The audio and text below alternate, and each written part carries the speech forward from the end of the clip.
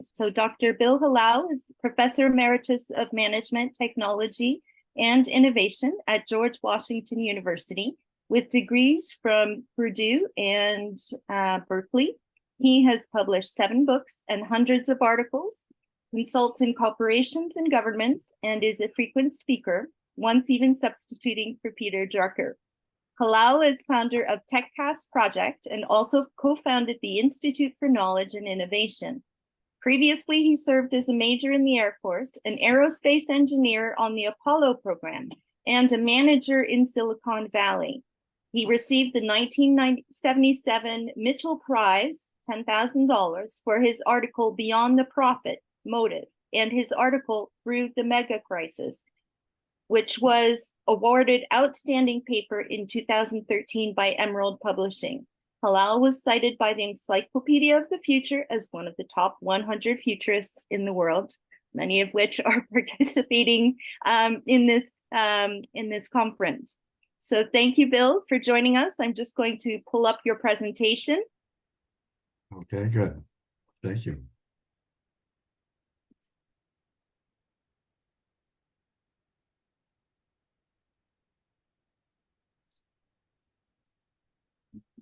Would you like to share a screen so I could do it myself? I can. I will endeavor. You have to make me a co-host, I think. Make host. Make me a co-host. So you should be a co-host right now, or at least I just give Here we you go. Possibility. There's my presentation. Wonderful. Okay, thank you. It's a great honor to be with this distinguished group. I'm going to tell you about something I've worked on really for almost 50 years. My talk has 2 parts to it, as you can see in the title here. First, I'm going to talk about what I think is emerging now, the democratic enterprise. This is a remarkable thing. And this builds on the work I did that won the Mitchell Prize in 1977, which was a big deal. It came with a $10,000 award, which would be worth about $40,000 or $50,000 today. And this that happened 40 years ago, but it's happening now. It's here. 90% of corporations now practice a simple version of this called ESG. They're all working with stakeholders to serve social needs as well as making money, which is a remarkable thing. And then I want to put this in perspective by showing how this is really a new form of economic consciousness, a broader form of economic consciousness that's part of what I think is global consciousness. This builds on the work I've done in my book, Beyond Knowledge, which argues that we've entered an age of consciousness now. We're in the early stages of an age of consciousness now, and the challenge is to develop a global consciousness that will allow us to have a sustainable world that can survive all of these threats that dominate the attention. So those are the 2 things I'm going to focus on. I'm going to move, and as I go along here, if you could enter any questions or comments in the chat function, Catherine will pass them on to me when it's appropriate. That would, I think. I'd like to get feedback from you and hear what you're thinking as we go along. Okay, now here's a good way to think about the changing role of the corporation. The first profit-centered model was the traditional form of business, folks making money, and the stakeholders were a means to that end. And then about 40 years ago, the social responsibility model was introduced, which was really the mirror opposite. And that was the problem with the social responsibility model. It ignored, for the most part, the need to make money. And so it wasn't taken very seriously. It was kind of philanthropy. And so it was not adopted very widely. But now I think we're ready for what I call the collaborative enterprise. in which all the stakeholders are roughly equivalent, and the arrows run in both directions because they collaborate with management. The goal here, ideally, would be to make this a political coalition of all the stakeholders, where they all work together, they all have rights and responsibilities, and as a result, they produce more value for everybody. Everybody benefits, including, I think, making more money for investors. So that this is a remarkable development if this can be accomplished, and I think there's a really good chance it's going to happen. Now here's this is the work I did that won the Mitchell Prize, and I'm not going to go into this in any detail, but I just want to show you the significance of this. It defines the firm as a socio-economic corporation, not simply economic, but it's socio-economic. All the stakeholders are listed here, and what I did is I looked at the role investors, of course, play is pretty well defined. They invest resources, they receive benefits, and they incur costs. And I tried to see if we could find something similar to all of the other stakeholders, and sure enough, you can. There is something in each of these cells in the matrix. Every stakeholder invests resources of one kind or another. Employees, for instance, invest the cost of their education, their training, and their knowledge, and so forth. And they receive benefits and they incur costs. So really, there isn't much difference. And so this is a remarkable thing to realize, that to see the corporation as more than just a system that makes money. It's a socio-economic system consisting of 5 major power centers, and ideally, they would all work together. So then I looked at this from a practical point of view. We ran a computer simulation of the model a few hundred times to see if we could associate numbers with this to get a sense of what the numbers would look like.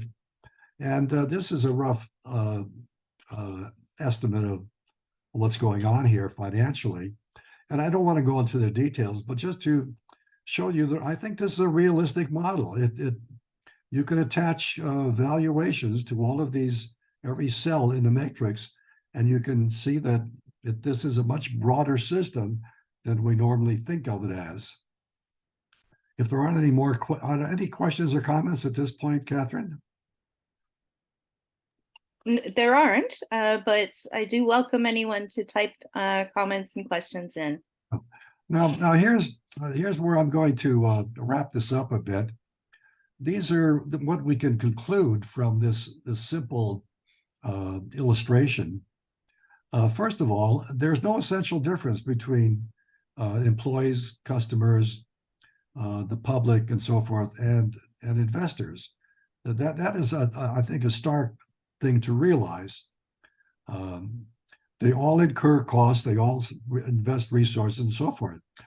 And then secondly, when we focus on simply the profit-making function, that's a serious problem of sub-optimization, because the total resources of all 5 stakeholders are an order of magnitude greater than the financial resources alone.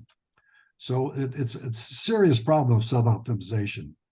We're not doing a good job of using all of these resources, would be one way to put it.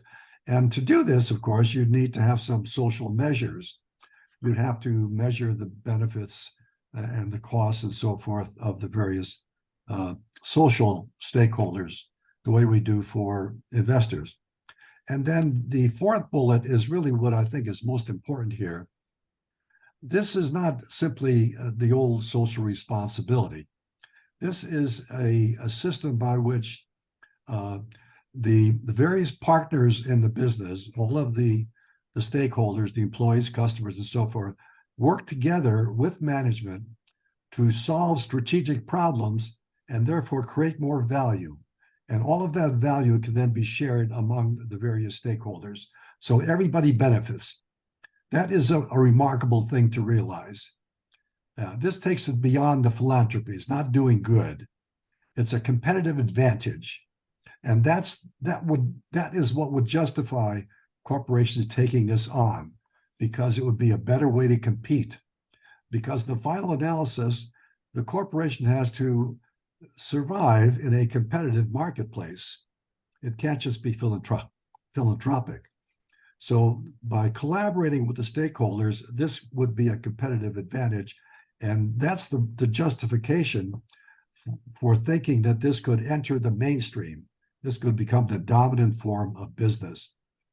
And then finally, I want to point out some wonderful advantages here that are not so obvious. If we could do this, the firm would become relatively self-regulating, because the major people that it affects, the employees and the customers, would be part of the management system. So their impact would be taken care of automatically in this collaborative process. So that means there would be less need for government to oversee the corporate activities. And so we could satisfy the needs of right-wing advocates. There could be less of a role for government and more of a role for free enterprise here. And then also, by the same token, since you're including the principal parties who are affected by corporations and who in turn affect the corporation, there'd be less risk, because you're developing a collaborative relationship with the employees and customers, and so they're not likely to pose a threat. So the net effect would be that this could be less regulated and less risky form of enterprise. And then finally, I think this is a perfect role for business executives. Presently, they're regarded as somewhat of villains. You know, there's this terrible reputation they have of being greedy and focusing on money to the detriment of society as a whole. And this would change their role. This would be a role that they could embrace with dignity and honor. They could become social heroes. Are there any questions or comments at this point? Catherine? I actually have one, while others take time to perhaps think through some of what they may like to see or hear you talk more about. In my view, one element that this brings to mind is that this is a wonderful complement, perhaps, to the notion of complexity theory, and where you may have specific stakeholders or groups coming together to merge and tackle a specific problem, each bringing what they might bring to the table in terms of competencies and perspectives, and then merging into another group to address a separate problem instead of necessarily being an ongoing entity. It can be, but you may also have groupings and regroupings based on the issue at hand. What's your perspective as you've seen this evolve? No, I think that's a good observation. This would be a better way to address the complex problems in modern society. If all of the parties can work together, they could do a much better job of managing the complexity of modern life. Modern life is going to get more complex, and the collaboration, I think, is the key to solving those problems. I think that's a good observation. Thank you, Catherine. If there's nothing else, I'm going to move on. Sorry, Mike was just asking if he could get a copy of your slides. He indicates sure. Absolutely. Building such a system which is soon to launch, and he has some significant pre-clients. Absolutely, sure. Now, here's a nice example of this in action. Bonneville Power is a utility, an American utility, and they had a lot of problems with, as they say, outsiders. We viewed outsiders as a nuisance. Labor unions, regulatory agencies, environmentalists, and so forth were constantly giving them trouble, and so they made a point of starting to speak with these people. They met with them. It took a few months, it took a few meetings, but afterwards, look at what they learned. Our adversaries helped us find creative solutions to intractable problems. That is the key idea here. By working with stakeholders, you can solve tough problems. And they point out conflict is unavoidable. The only question is whether to dodge it or harness it. This is exactly what is the key idea behind the democratic enterprise. And here are some examples of this in action. These are all corporations that do various versions of this. Some of them are famous, some are not too well known. One that I like is the Mondragon business in Spain. They do this extremely well. They have grown to the point where they generate $1 billion in revenue, and they have about 70 or I think maybe 100 different businesses that they work in. And it's an enormous success. But all of these are very successful enterprises that do various aspects of democratic management. Any comments or questions at this point? Because I'm ready to move to the second half of my talk. Okay. See any having appeared. Bill, the good news is we started a little bit earlier.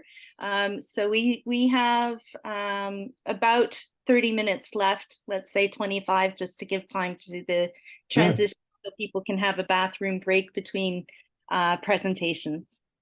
Good. We'll have lots of time to talk after I'm through that. Good. Okay, well, let me move on unless there are any comments or questions.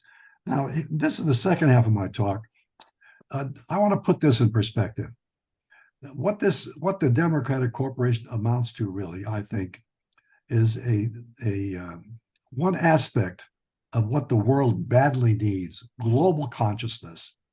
The present consciousness that operates is a set of values that focuses on self-interest, money, and power. To put it simply, that's, I think, roughly the present motivations of most people in the world today. That is exactly what's caused all the problems that we struggle with. That's not going to work for very much longer. We're heading for disaster using following those motivations. We need a different consciousness, a consciousness that recognizes the interdependence of all life on the planet. And the democratic enterprise would be one aspect of that, a very key aspect. It would be a form of global consciousness, the economic consciousness, so to speak. Now, let me tell you what I mean by global consciousness and everything that means. This is part of my recent book, Beyond Knowledge. And I'm very proud of this graph. It's very unique. There's nothing else like it, because it portrays the entire rise of civilization in precise terms. It has real scales and real data. And you can see the bottom scale is a logarithmic scale, which is necessary in order to show the details in the graph. You wouldn't see anything if it used an ordinary Cartesian scale. It would just be a flat line that would make a sharp right turn up. But on a logarithmic scale, the present period is expanded so you can see the life cycle. And the vertical scale is simply an ordinal scale that lists the stages of evolution we have been passing through. And the net effect is that when I first did this, it's all based on historic data. So it's a scientific model, really. It's perfectly accurate. And when I first plotted this data, I was astonished to see how it fit an S-curve perfectly. When you normally, and when you do technical work, you plot data, there's always scatter of some extent, because there's variation in the data, there's errors and so forth. But here, there's no scatter. It's a perfect S-curve. I think that's very compelling. That tells us that this is real, this is accurate. This describes the life cycle of civilization on the planet. And the S curve is characteristic of all life forms. A growth of bacteria follows an S curve. The growth of a human being follows an S curve. So this is very characteristic of life, and it's the life cycle of civilization on the planet. And let me just focus on a few of these particular points of passage to which I think are interesting. I want to focus on, if you can see my cursor here, on the transition to the information age that occurred in the year 2000. When I was a young professor in the 1970s, I could see that this was coming. And I forecast the beginning of the information revolution, the knowledge age, at the year 2000. It was so obvious to me. And I have that recorded in publications that I put out. And sure enough, it happened. But when I would tell people that, I would tell students and business people, I think we're going to see a knowledge age, an information revolution, whereby we use personal computers. And that was the time in which computers filled entire rooms, if you remember that, massive mainframes. And so it didn't make much sense to people. And the typical response I would get is, why would anybody want a personal computer? And that highlights how difficult it is to anticipate these dramatic changes in evolution. A new stage of evolution is unheard of. We don't know anything about it. It's a great innovation. It's very hard to anticipate it, to understand it. But sure enough, when the year 2000 rolled along, that's exactly what happened. We all had PCs and laptops, and we were knowledge workers, and corporations called themselves knowledge organizations. It arrived, it happened. And something similar is happening right now with the transition to an age of consciousness. I'm convinced of that. I define that as happened about the year 2020. Something very significant happened in 2020 that tells us that's the point at which this started. And I think it was the insurrection on the Capitol in the United States government. That was unusual. Nothing like that has ever happened. When a large portion of the population, like a third or a half, believed in a falsehood, the big lie. It's surpassed knowledge. It was contrary to knowledge. It was pure consciousness. They chose to believe in this lie, and they rebelled against the government. That is remarkable. And I take that unique event as marking the start of the age of consciousness. It's not good consciousness, of course. It was bad consciousness. But consciousness is not just goodness. Consciousness is everything. It's like information. It includes everything in its domain, good, bad, and otherwise. So that was the beginning of an age of consciousness just about 3 years ago. And I think we're well into it now. The best way you can see it is in what's called the post-factual phenomena. People can believe almost anything today, regardless of facts. They're living beyond knowledge. The title of my book, We Are Living Beyond Knowledge Now. People are focused on values and beliefs and emotions. That's consciousness. We're in the early stages of an age of consciousness. And that means that I think we're likely to see a mental spiritual revolution. I estimate it to happen about 2030, plus or minus 5 years, in which this will become well accepted, and we will develop a global consciousness, which is needed to survive the threats of climate and the other disasters that are imminent.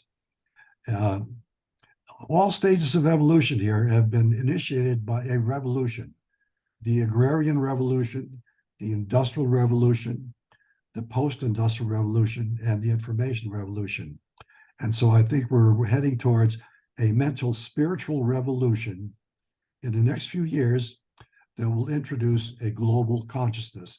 It may not happen, of course, but that I think is the logical consequence of the life cycle of evolution. It's a life cycle. And all life cycles conclude in maturity. And so that would represent maturity for civilization on the planet. Now, there must be questions about this and comments, I know, because this really stretches the imagination. Well, any comments or questions I should respond to? No. Not yet, Bill, but I do once again have one question for you. Okay, go ahead. Which is how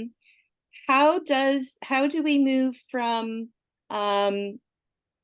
diverging because right now for some we have a lot of conflicting varying views. Yes. So we're looking at conflict, we're looking at extreme conflict, and in many ways some would think irreconcilable conflict. How does it move forward? How does it reconcile itself in your view? Right. Well, the present consciousness will remain, self-interest and money and power. That's not going to go away, of course, but I think it'll be augmented by a recognition of the need to collaborate. That's basically the key idea. And the corporation, I think, could set the model for that. The corporation is the most powerful institution in the world. And if the corporation becomes a collaborative system, it will change the culture of society as a whole. And then we will see the need to in addition to self-interest, to work together in our collective interest. And that's the key to a global consciousness, I think. And so these would be, there are lots of people who talk about this in various ways, and it could take a variety of forms, but I think the key is collaboration. That is the key.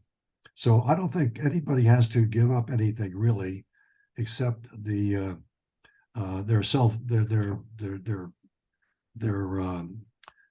focus on their exclusive self-interest, and instead see the need to cooperate with other people so that we can all live better. It's really that simple. Collaboration, I think, is the key. Thank you, Does that answer your question, Catherine? It does answer my question. Thank you, Bill. And we have a raised hand in the room. Okay. Lucio Henao, and I'm going to give Lucio the ability to speak. So we should be able to hear you right now, Lucio. Okay. What's on your mind, Lucio? Excuse me. He's muted. We can hear you. We can't hear you all of a He's sudden. muted. You're muted, Lucio. Lucio, you're muted. Yes, excuse me. I am here. Yes, we can hear you now. You're muted again. Excuse me. Now you're muted again.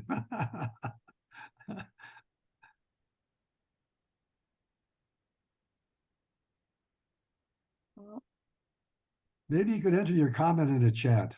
Yes, that might be easier. This isn't working. No, it's not. Enter your comment in the chat, your question in the chat, Lucio.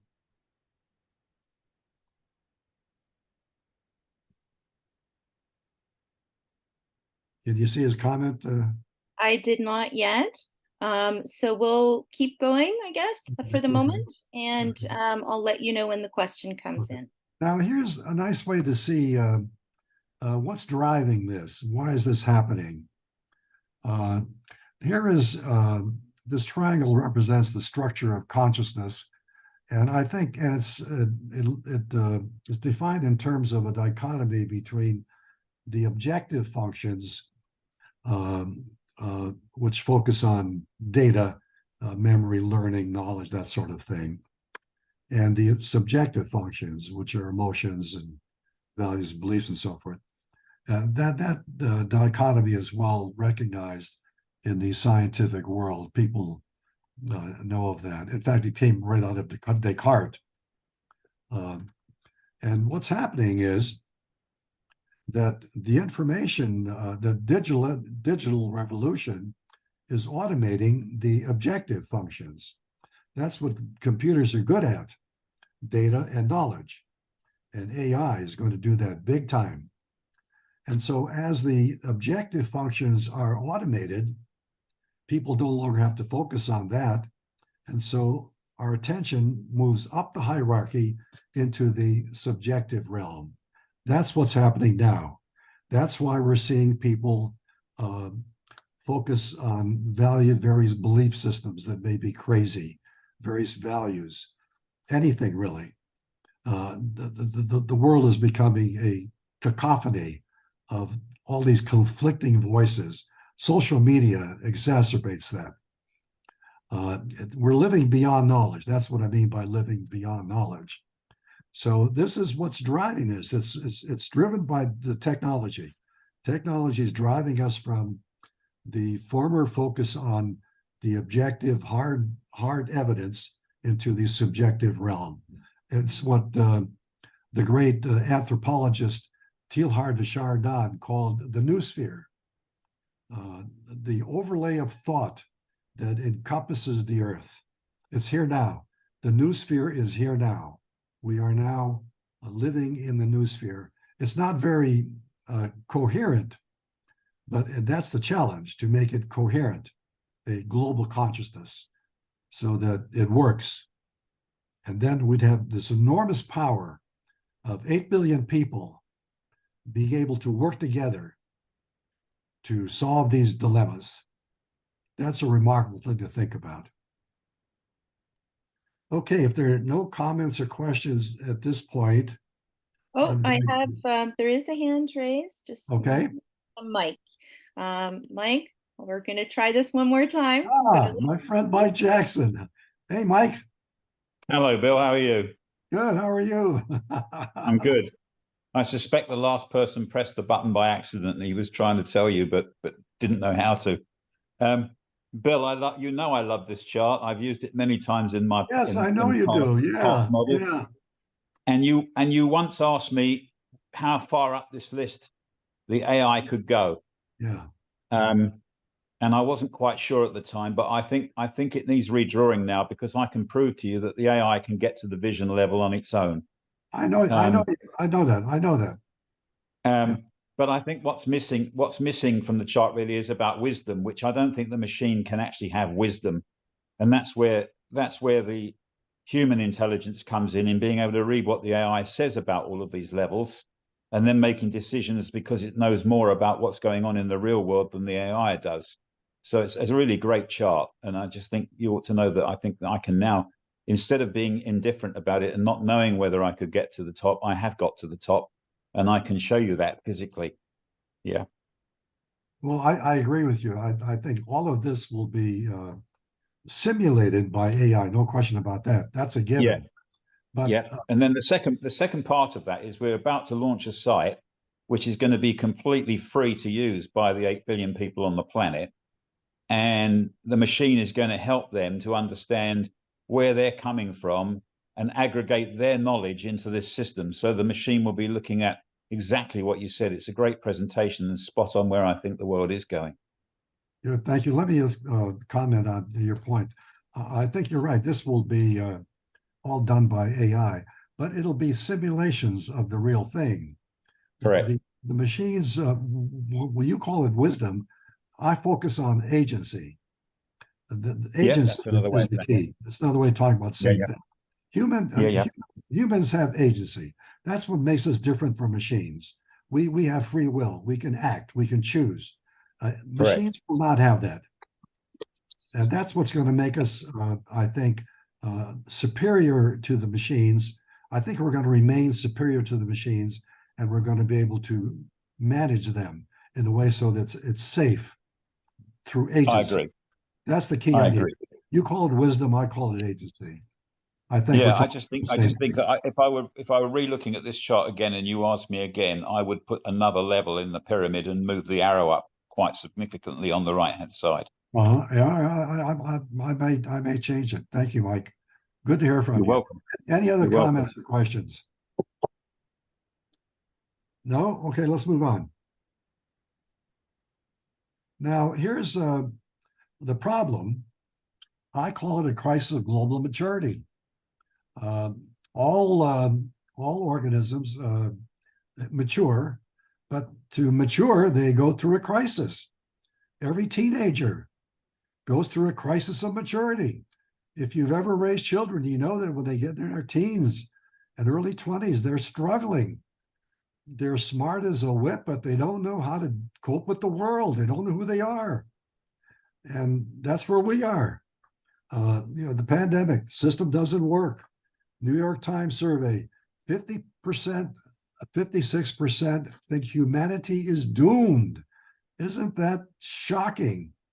The UN IPCC report on climate change, total societal collapse is likely unless we take serious action now. At the top here, the study that Mike, Mary, and I did, we estimated 67% probability of disaster from all of these threats. And I think we're going to get through this. I think it's most likely. We may not, but I think we're probably going to get through this. And here's our forecast at the bottom, the TechCast forecast based on the work we do at TechCast. Estimate 55% probability of global consciousness emerging at 2030, plus or minus 5 years. I mentioned that earlier. I think that's a pretty good forecast. I think that's probably going to happen. Okay, if there are no comments or questions, let's move on. And this is where the rubber hits the road, so to speak. Institutions have to change. And the corporation, for instance, I think is the one that's, I think, is leading the way. In fact, I think business leaders, we could be surprised to find that business leaders are the ones who show the way to resolving these threats. If they really can find it in themselves to create the democratic form of enterprise that I think is possible. They're starting to now, but they don't fully understand it, I don't think. They don't implement it as the way it should be implemented. But I think it's a good chance they could do that. Our forecast is that a 70% probability that this will happen this decade. This decade, that would be remarkable. So that's business could lead us through this, but every institution has to change. Government is a mess. That's why we see autocrats around the world, because governments are so bureaucratic and gridlocked that they can't work. If we want to solve the problem of autocracy, we have to reform government so that it works. And that means using managed markets in government agencies so that they serve people better and more quickly, the same way that corporations act. Dynamic. Healthcare.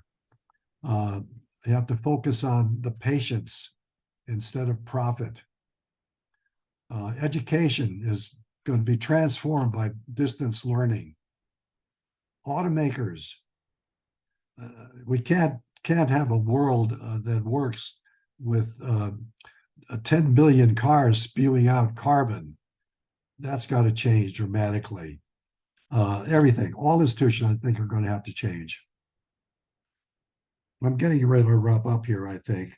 Okay, that's the end of my talk. Let me turn this off, and then we can just speak a little bit about what's on our minds. Okay. Thank you very much, Bill. This is a fantastically insightful presentation. And we have about 5 minutes to exchange Okay. any viewpoints or questions and comments overall.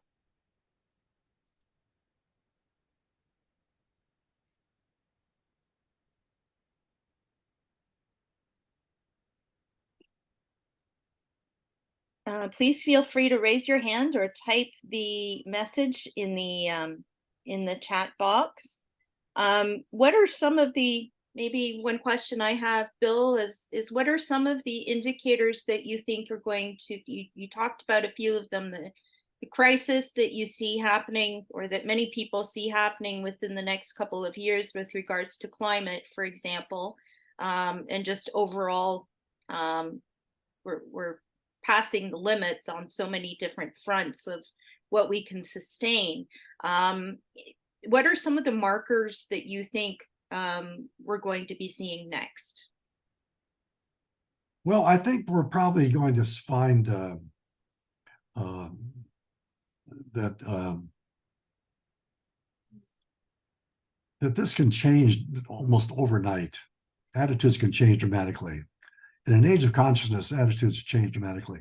The best example I know of is when the Ukrainian invasion started, when Russia attacked Ukraine a year or two ago. The support around the world was dramatic.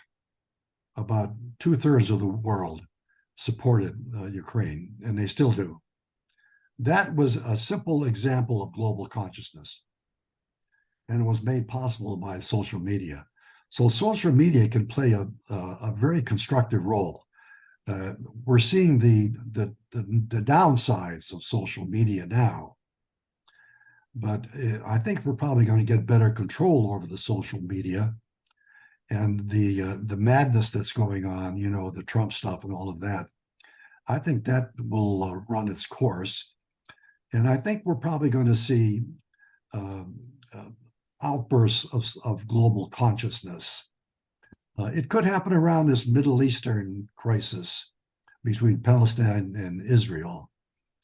It's hard to know where that's going to go, but that's the terrible crisis that could turn out to be an opportunity in some way we don't understand yet. So this is very fluid. Nobody can really anticipate the precise way it's going to work out. But I'm always comforted by the logic of the life cycle of evolution. That's beyond all of us. That is driving on relentlessly. It has its own logic, moving towards a conclusion.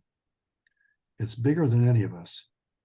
And that's what I have faith in.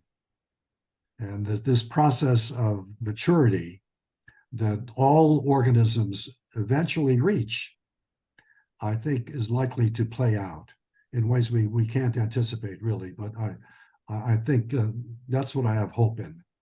The life cycle of evolution playing out the way it seems to, destined to. I think it's destined into some kind of a unified global where people collaborate for their mutual self-interest, not out of altruism, for their mutual self-interest, where corporations and governments work together to solve tough problems for their mutual benefit. That's not unreasonable. That's totally practical. And I think we're going to be forced to do that by the crises. The crises are driving this. If we didn't have crises, nothing would change. The crises serve to force us to change. And so I think we're going to see outbreaks of global consciousness. And Lucio actually followed up with a question here. He indicates, thanks, Will, excellent. There are subjective consciousnesses. Are there subjective consciousness? Well, consciousness is inherently subjective, I think. I mean, it's values and beliefs and all of that. Those things are subjective. That is subjective consciousness. But in theory, you would also have the consciousness that there is the global consciousness itself eventually is subjective, but is global at the same time. Yeah, we all choose to believe in it. that's I mean that's what makes a nation work. We choose to believe in the Constitution or whatever. We choose to believe in whatever principles govern the social system. And we're going to have to choose to believe in something like a global consciousness in order for this world to work. It's that simple, I think. You can't have a continuation of this madness where constant conflict and self-interest runs amok. It's just maturity. That's a good thing. That's something that we can hope for. I think that's reasonable. What's so hard to believe about maturity, global maturity? I think it's the natural outcome of evolution. It's what Teilhard de Chardin had in mind when he talked about the noosphere. It's amazing that the noosphere, for instance, is taking off. That there's a conference in Berkeley going on next month on the noosphere, international conference, hundreds of people all talking about the noosphere. It's here. People all know about it. That's incredible. These things are going to surprise us. Well, thank you very much, Bill. We are wrapping up right now with 1 minute left. Oh, and just hit the dot. So I think this was a fantastic conclusion to a very uplifting and to a very profound conversation and presentation. I thank you very much, Bill, and thank you for sharing your insights and your research with us at this time of day. And I'm glad that this session is being recorded. We'll be able to share it broadly. And I'll find out what happens with the presentation slides per se, but please do let me or Bill know if you wish to have copies. I don't know if they'll be made available in a larger, wider distribution list, but please feel free to contact either one of us should you wish to have a copy. And thank you for your great job as a host, Catherine. It was my pleasure working with you, Bill. Thank you. Bye-bye. Good night, good evening, and good morning.